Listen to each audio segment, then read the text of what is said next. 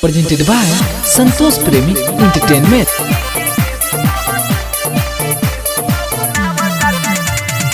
Music by Kumar Sandeep.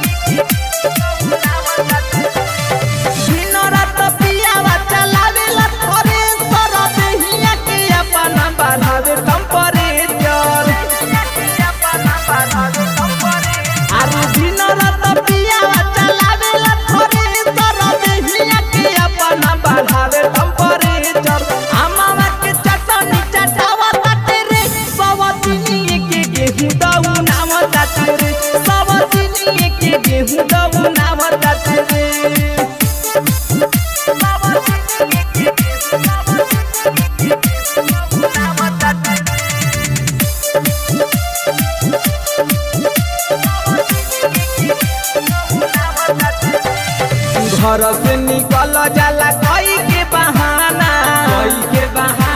हो कोई के बहाना दुनु बेर खात बाटे ओ करे हो खाना हो करे हो खाना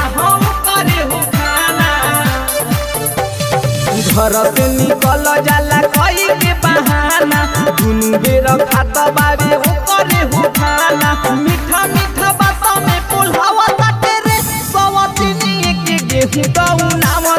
रे सब तिनी के गेहूं दउना रे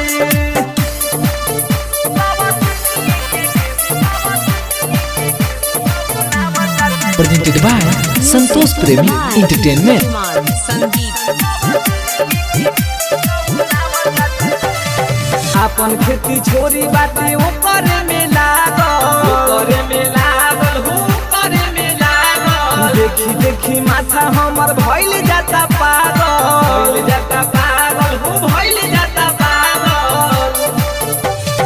अपन खेती छोरी बाटे ओ करे में लागल देखी देखी माथा हमर भइल जाता पागल हमर ओई मन जहुआवा ताटे रे सवतिनी के गेहूं दउना ताटे रे सवतिनी के गेहूं दउना ताटे रे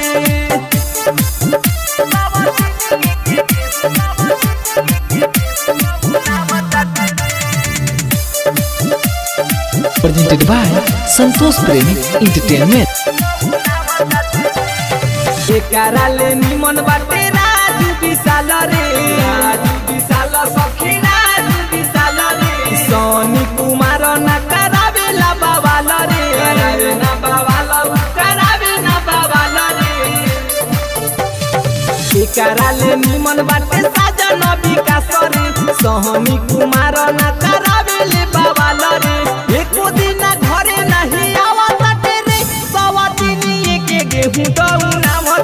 रे सवतिनी